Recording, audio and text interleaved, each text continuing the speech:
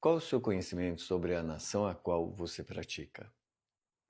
Eu sou autor do livro A Cambina na Goa e o Camuca na Nigéria, e te desafio a responder 3 perguntas sobre a Cambina, nação afro-brasileira, segmento do Batuque, demonstrando que você conhece a história da Cambina em 15 segundos.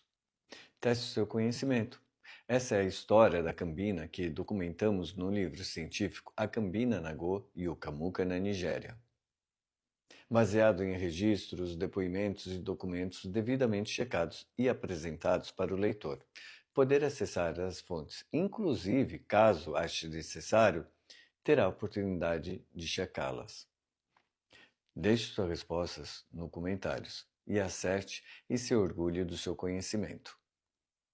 Em qual região da África encontraremos a etnia Camuca? Porque a Cambina é Nagô. Gululu seria de qual orixá?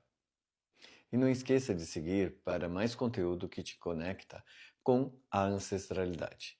E até a próxima, pessoal.